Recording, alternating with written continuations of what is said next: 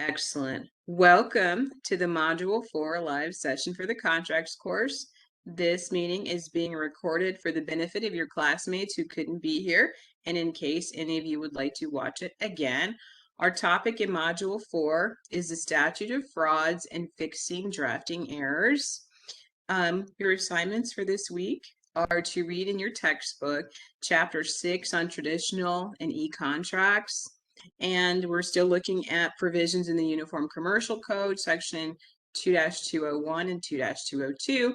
And then you've been asked to read in the Restatement of Second, which is a law treatise, Chapter 5 on the Statute of Frauds. And we will talk more about your assignments shortly. Let's talk about the Statute of Frauds. So we've talked about the fact that to have a valid contract, you simply need offer, acceptance, and consideration. The contract does not have to be in writing. There is an exception.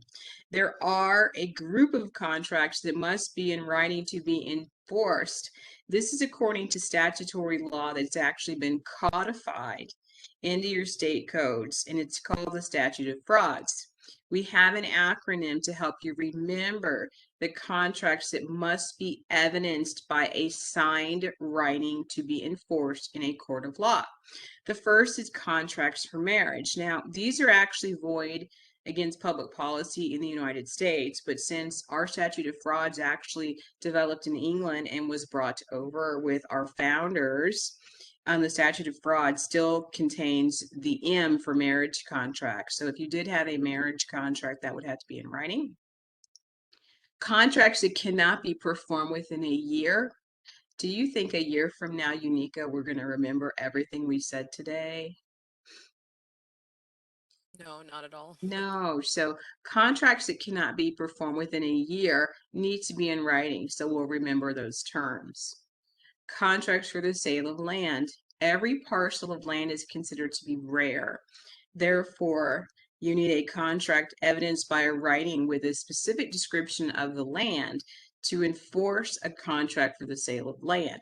That's why if you have a mortgage contract, you purchase a house, or land is conveyed by deed, that's always in writing.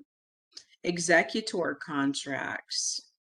Contracts for the sale of goods greater than $500.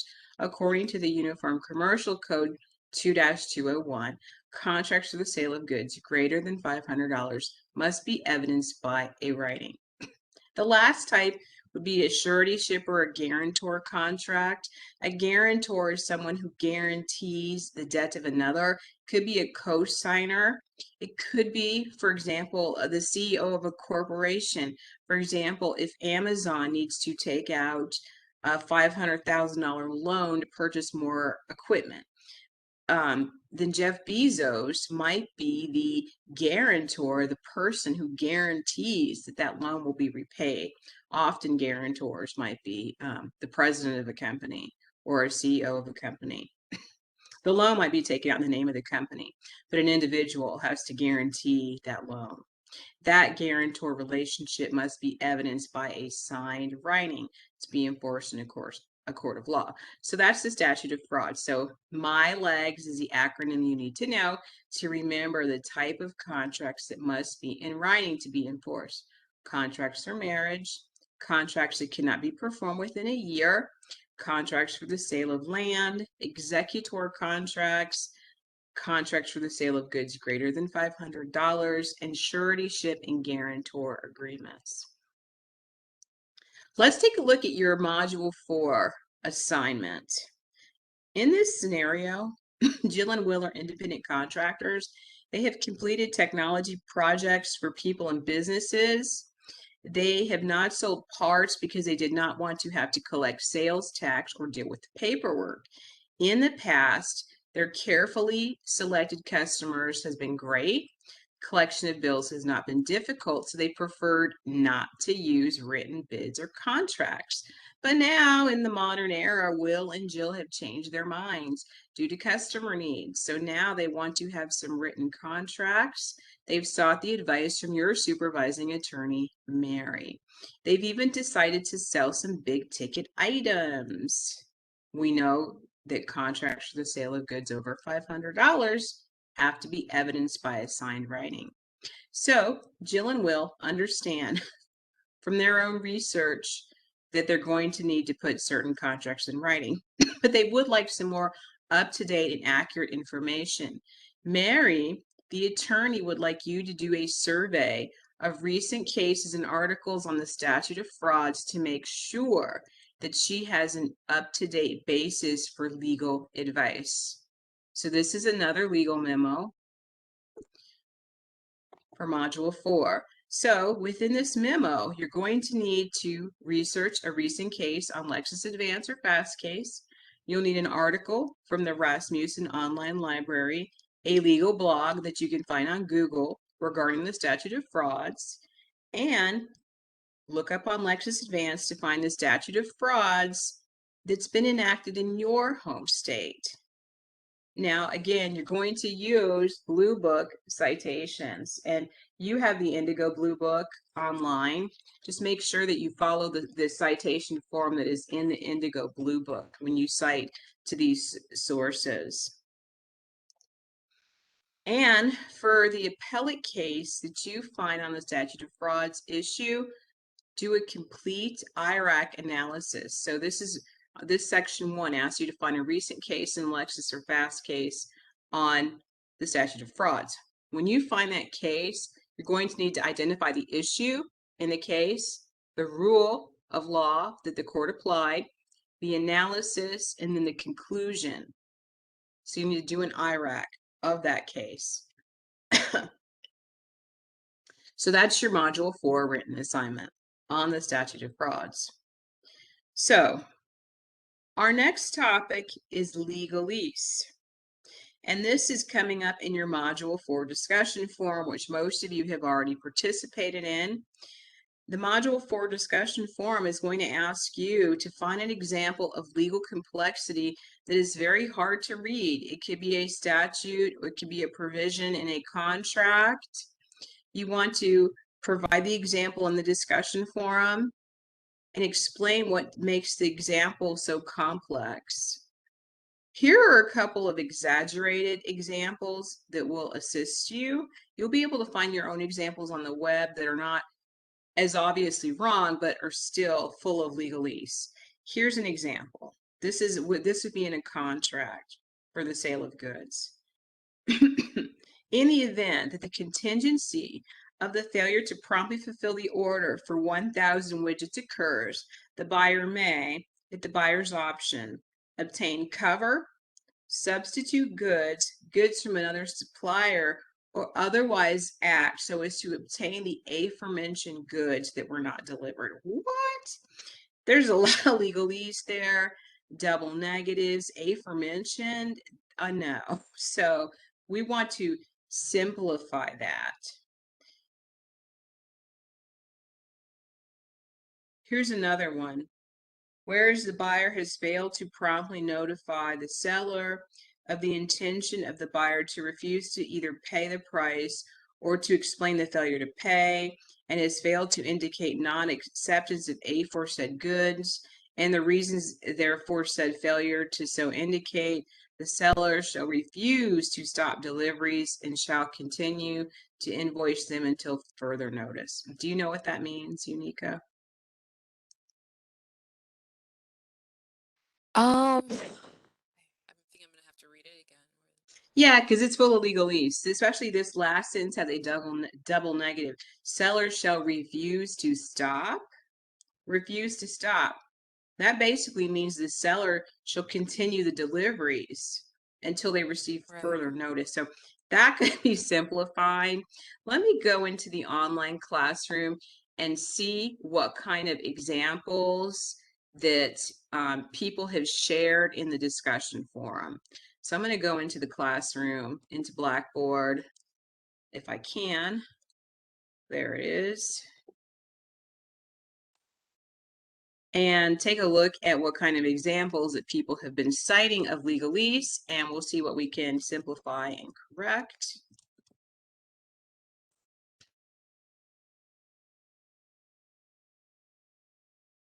Here we go. Hard to believe we're already in Module 4. Where does the time go? All right.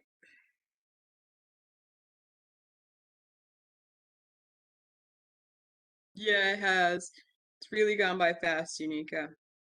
So, Module 4 discussion on legalese. Take a look at some of the examples that people have been sharing here.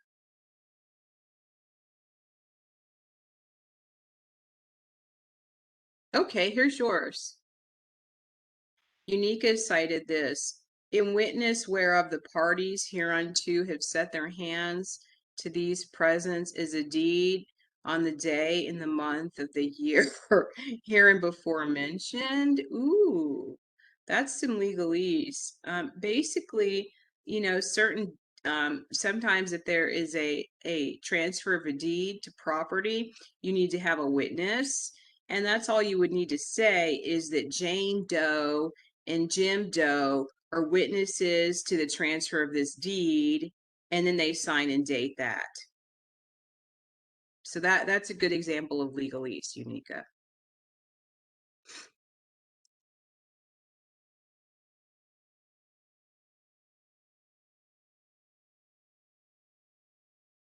Yeah, it simply means that that you need to have witnesses to the transfer of a deed of property, and they would need to sign and date.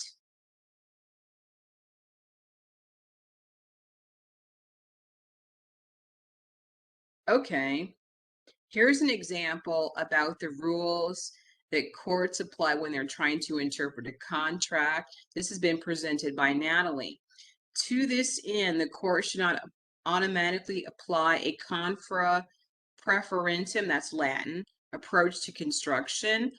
That said, there may be occasions where there is a genuine ambiguity in the meaning of provision, and the effect of one of those constructions is to exclude all or most of the insurance coverage which was intended to be provided.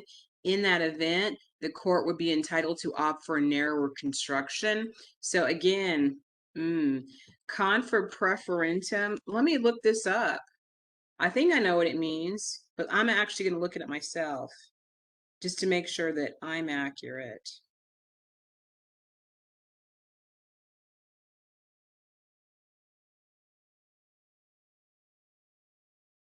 I think basically what the court is saying here is that whenever they interpret an insurance contract, there's a preference to interpret it in favor of coverage.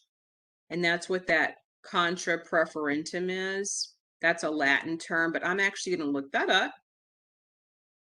But yeah, you would think parties to an insurance contract would not need to know Latin to enter into the contract.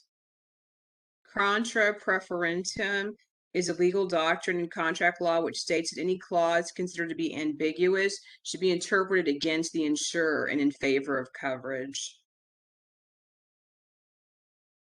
Anytime. So, okay, the contra preferentum rule is a doctrine that says any contract that has a clause that's ambiguous or vague should be interpreted against the interest of the party that wrote the clause.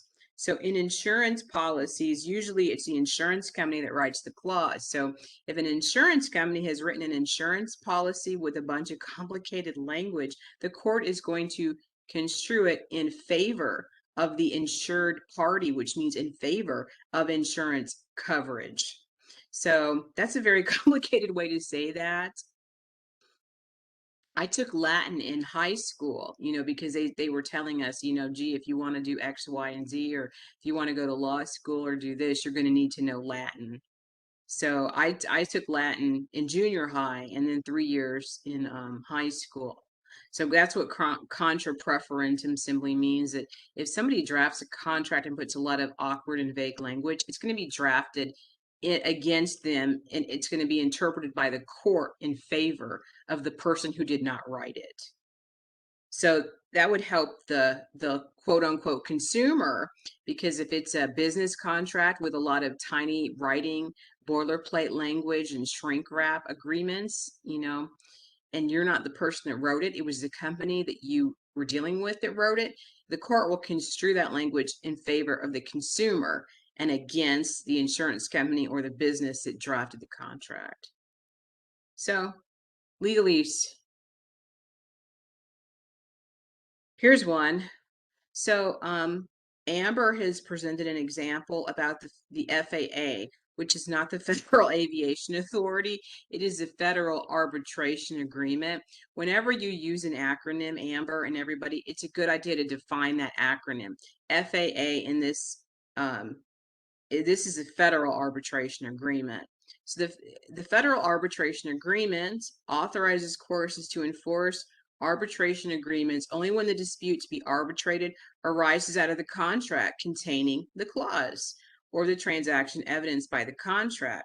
This limitation has long lain dormant because until recently, contracting parties rarely, if ever, prescribed arbitration for disputes without a fairly close relationship to the original transaction or agreement. That simply means that if you, and down here she does have Federal Arbitration Act and FAA. She's got the acronym spelled out. But you should always spell out an acronym the first time you use it. So basically, this simply means that if you enter into a contract that requires you to arbitrate rather than sue for breach of contract, then the lawsuit, the dispute that is subject to arbitration has to arise under the contract. Where this is often seen is in an employment relationship. So if you take a job with a company, usually there's an arbitration agreement that you'll have to sign when you sign your original documents to accept the job. So if you decide to sue your employer for some kind of employment dispute, your employment contract usually has an arbitration agreement, meaning you have to go to binding arbitration first. You can't just file a lawsuit. And some consumer contracts have that. If you buy a computer on the internet, there may be some small print that says if you have a dispute about this computer, you have to go to arbitration. And if you bring a lawsuit, if the issue arises out of the contract contains an arbitration provision, you have to arbitrate. So that's not the worst legalese I've ever seen. But these are all good examples of legalese. Any comments or questions, Unica?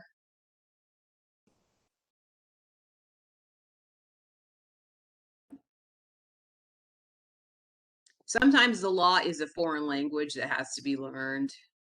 It is. And I applaud all of you for taking this contracts course. All right, so let's move on. The Module 4 discussion forum. So for your reply post, you need to simplify a classmate's example to make it more readable for a client.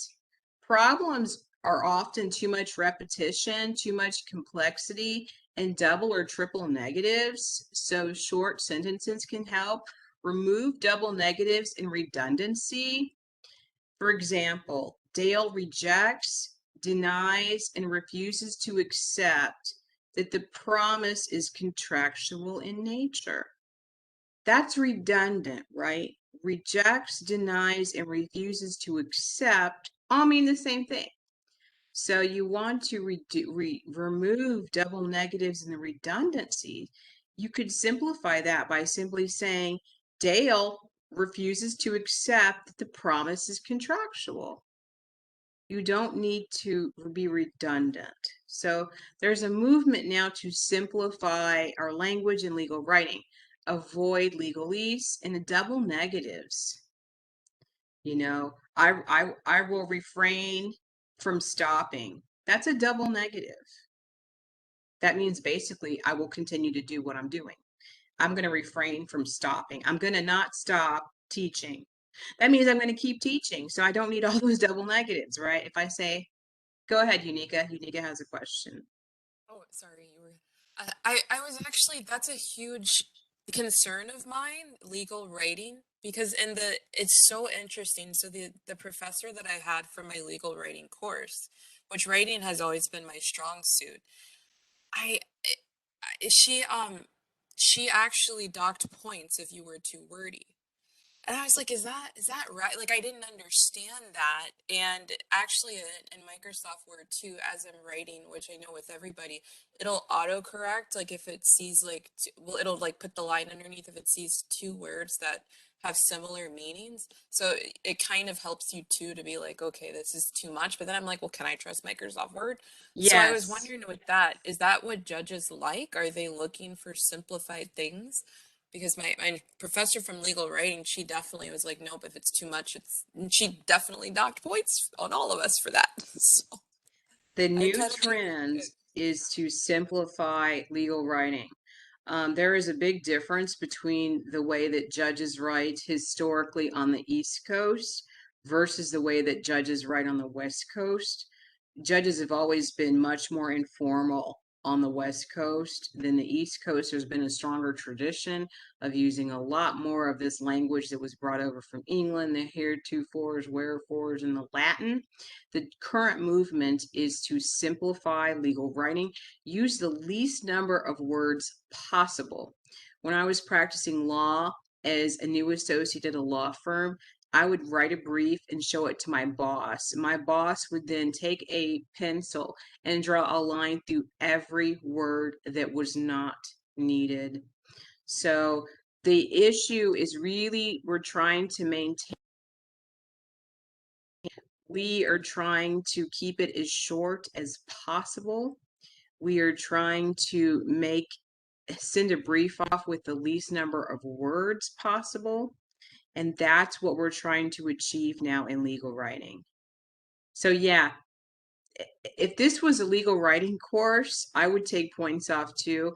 Will only take points off if it's grammatically incorrect. The best way to do that is to, first of all, to use the editor in Microsoft Word. And then the best way to improve on that is to use Grammarly. So have you signed up for Grammarly? oh yes, yes, I love it. Primarily what I do is I write my paper in Word and then I copy and paste it in Grammarly, get all of the things fixed, and then put it back into Word. It's awesome. I love it. Yeah, so that is a good way to avoid that legalese. So proofreading is imperative. After you write an essay for any class, you should give it to a friend, a parent, a boss, a colleague, or yourself and print it out and try to read it out loud. See if what you had in your mind is what's actually on the paper. So it's very important to proofread your work because in the legal profession, you're writing a brief to convince a judge to rule in your favor. And if you have a lot of awkward language there, they're not going to read it.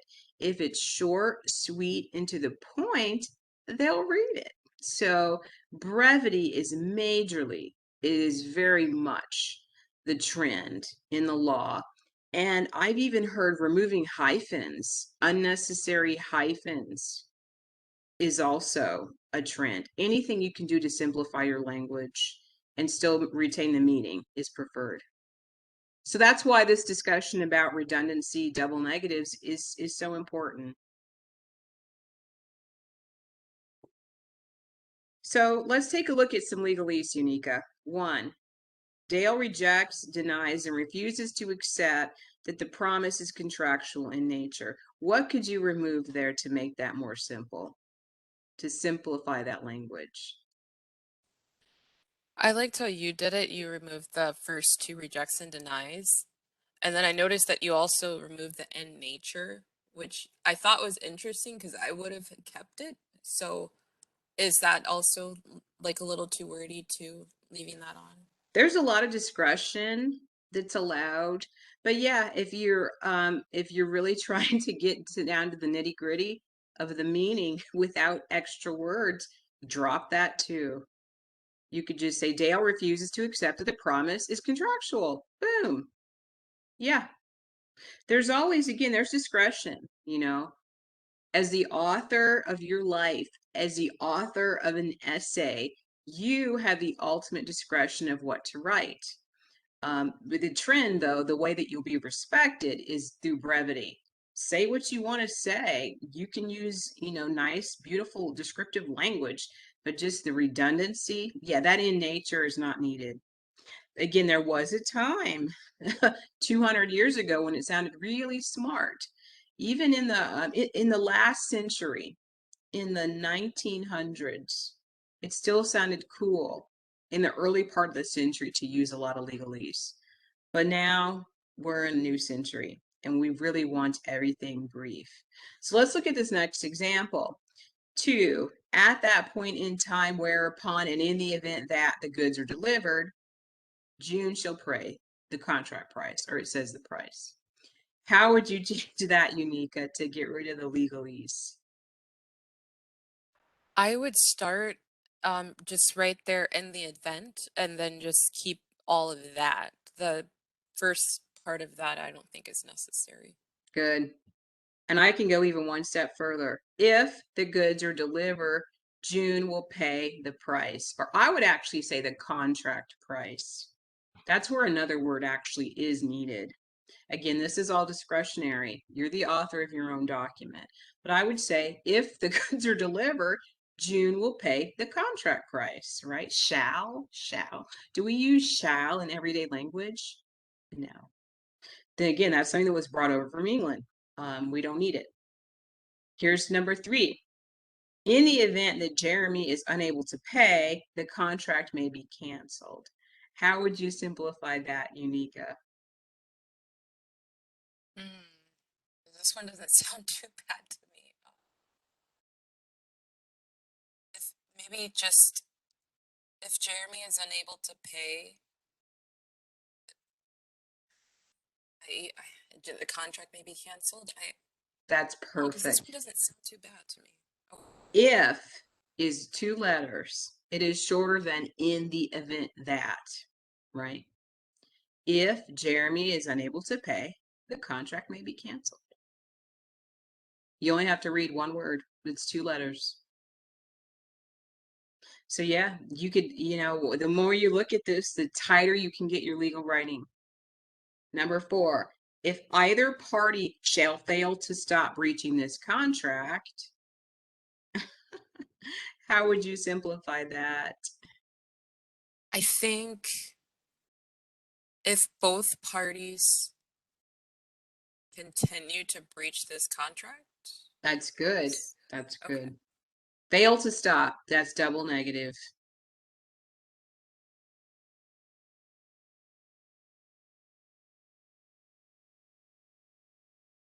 If either party breaches the contract, yep, that's all you need to say. If either party breaches the contract, then the other party can sue. Good. Let's keep going. So, the rules of grammar are very subtle. One of the ways that I brush up on the rules of grammar is to go to the Purdue Writing Lab. When I send out this PowerPoint, it's going to have a link to the grammar exercises provided on the Purdue Writing Lab website. But just some basic rules of grammar. Every sentence must have a subject and a verb. The subject and the verb must agree in terms of whether they are plural or singular. The first example, Bob and Tim is friends. What's wrong with that?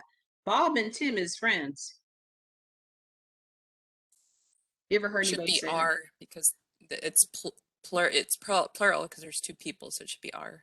Yes, they are friends. Exactly. That's a very common mistake that I read in students' papers every day. So the subject and the verb have to agree in terms of whether they're plural or singular. Tim is a friend, right? Bob and Tim are friends. They are friends. So that's the subject plural and the verb plural are friends.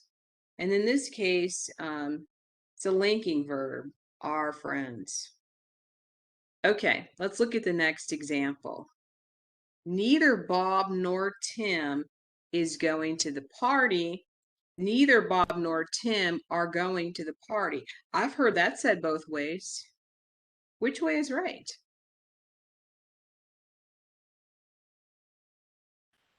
I What still think it's the second option because there's two people. what about the neither? Neither Bob nor Tim. Oh, okay. So because of the neither, that already insinuates that there's two people. So I guess it would be is. Okay. Brilliant. Yeah, when you have neither nor, it becomes it's a singular phrase.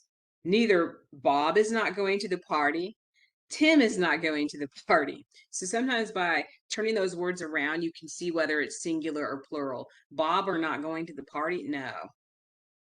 Neither nor is a singular phrase. So Bob is not going to the party. So it would be the first one is correct. Neither Tim nor Bob is going to the party. The last one, Shamika walked to school, or Shamika walks to school. Definitely the second option. Have you heard it said the first way? Oh, yeah, all the time. I grew up, Big that's normal talk. time. Yes. Shamika walks to school.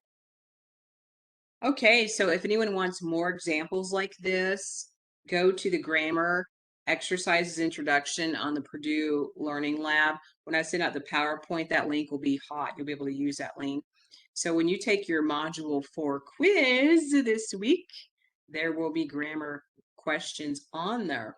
So you want to make sure that you have reviewed the rules of grammar because that will be tested on the quiz. Let's have a quiz review, shall we? Do you want to have a quiz review, Unica? Sure. Let's do it.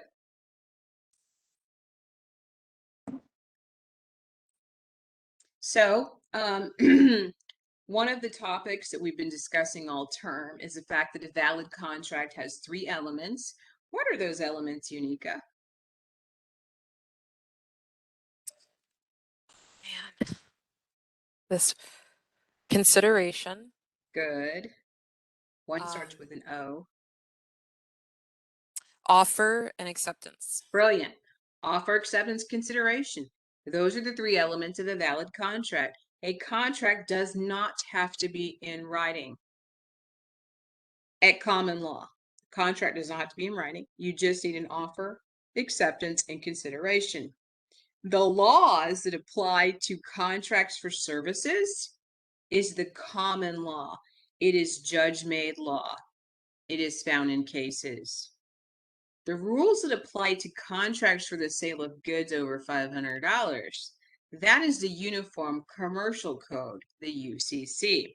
So that's a complexity that the type of law determines what set of rules apply.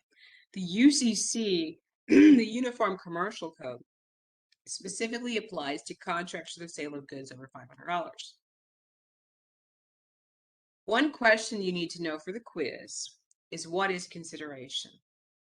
Give an example. What is consideration, Unica? That's when the agreement has been laid out, right?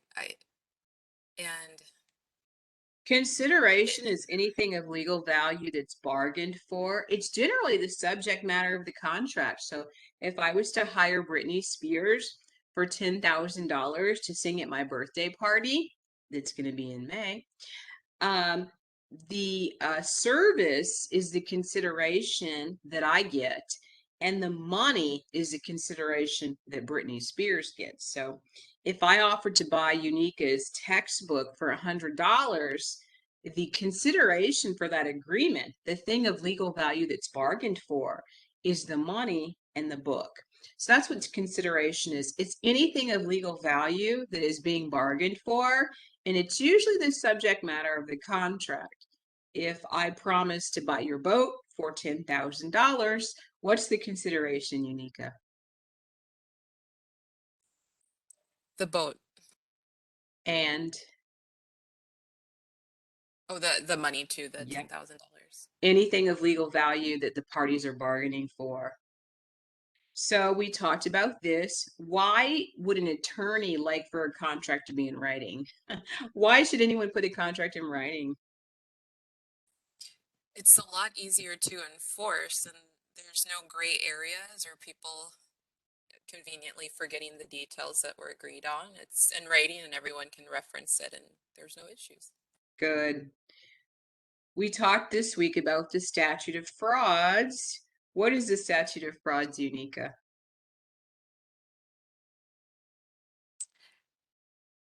Is the hint part of the UCC? I don't know the actual numbers.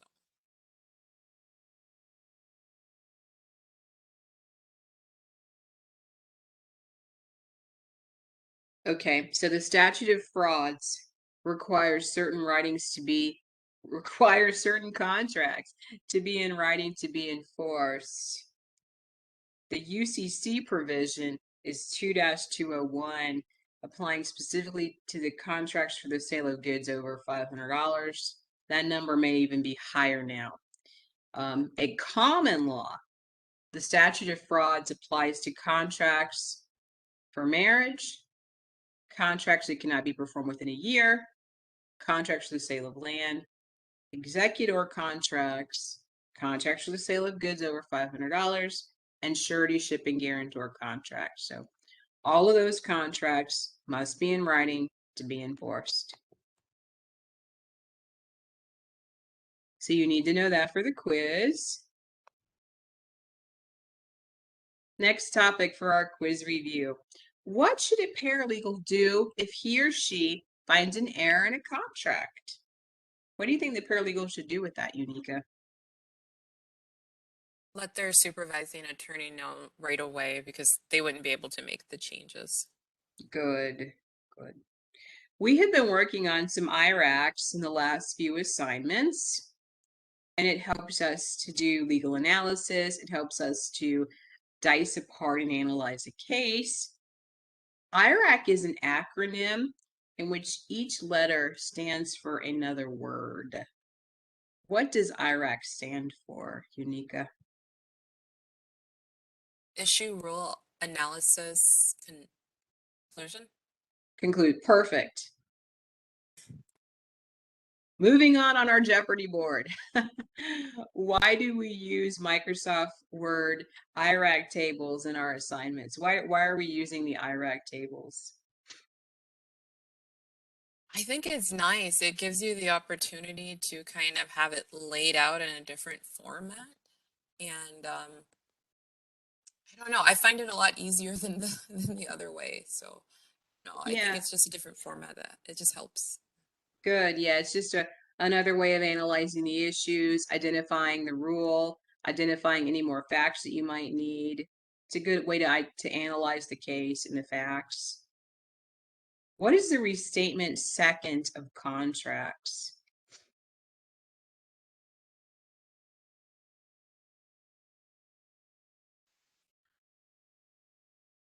Do not recall this one.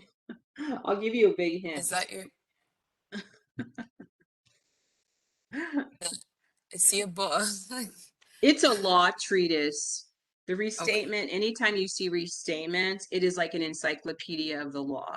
There is a restatement of torts. There is a restatement of real property. There is a restatement of conflict of law. There is a restatement of contract. So it is basically an encyclopedia or a treatise on the law. So you can always do research using a treatise. It is a secondary source of the law. A primary source of the law would be cases that are written by a judge and statutes written by the legislature. Those are the primary sources of the law. But you can also just do some research using an encyclopedia, and the restatement is a treatise about contracts. The restatement second is a treatise about contracts. Why do you use Lexis Advance in Vascase? What are we using that for? It's a great way to look up cases, statutes, like you were saying, primary sources of the law, because you're just, if you Google it, you're just going to get a bunch of blogs. You could probably find cases, but it's not going to be as easy as using Lexis or Fastcase. Good.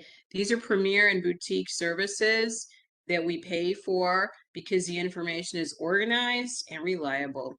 So we can search the most recent cases and we can rely on everything that we see on Lexus Advance and Fastcase because they're boutique services that we're paying for. We get a comprehensive search and reliable results. Okay. What does the UCC stand for?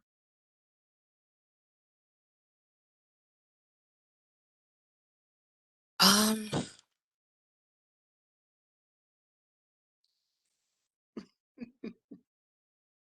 is that a C?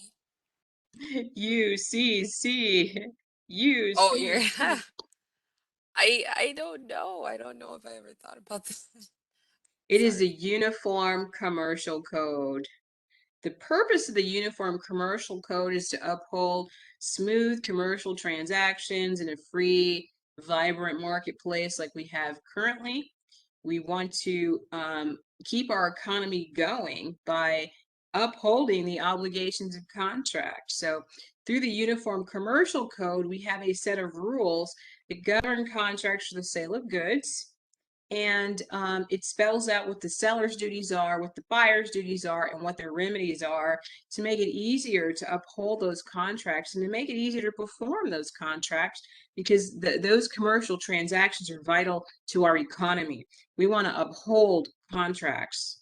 So the UCC sets forth specific rules to make it easy to perform and enforce contracts for the sale of goods. The seller generally has a duty to deliver the goods, deliver conforming goods, to cure any defects, and to accept payment. The buyer's duties are to accept the delivery, to reject any non-conforming goods, to notify the seller, and to pay for the goods. So the buyer has to accept a conforming delivery and pay for the goods. So it's good to know and to review what the buyers and sellers' duties and remedies are under the UCC. Okay, that is it for the quiz review. So just be sure when you're at home studying for the quiz that you look at these two slides and make sure that you can answer these questions. And once you have spent at least an hour studying for the quiz, then you can take the quiz. I do not recommend anyone taking the quiz without first watching this video and studying for the quiz. That's the best way to pass the quiz. Any questions about what's going to be on the quiz, Unica? No, but I'm a little confused. I thought this was the quiz for module 3. This is module 4 we're in, right? Yes. Yeah, Okay. yeah, those questions sound like what was on module 3, so that's why. The quiz is cumulative. Okay. We're building on that body of knowledge. So there could be some repeat questions. And there's a quiz bank. So everyone may not have the same exact questions. So, but yes, the quiz is actually cumulative. It's building on that body of knowledge that you're establishing in the area of contracts. So there might be a question that you saw last week that you'll see again this week. Good question. We have reached the end of our Module 4 live session. So in order to get credit for this live session, you must submit the correct answer to the live session question, which is, what are 3 remedies the buyer has under the UCC? Please submit the correct answer by Sunday, October 31st. You'll need to look that up on the internet or in your notes. What are the 3 remedies the buyer has under the UCC? Please submit the correct answer by Sunday, October 31st.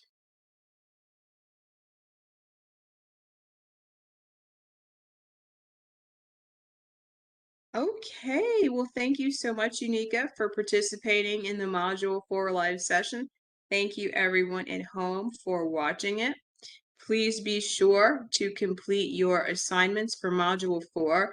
This is a busy week in the term, and Halloween is also the day that all of your assignments are due. So you'll have to cancel all of your Halloween plans and study, right? That's the sacrifice you make when you're a good student. No, I'm just kidding. You may be able to get your assignments done before Halloween, which would be advisable. The written assignment, which is a research memorandum, the discussion forum on legalese, the quiz, and the answer to the live session questions. That's 4 things that you'll need to have done on Halloween, October 31st. Any questions? Thank you so much, Unica. Thank you. Have a great evening. All right, have a great week. Bye.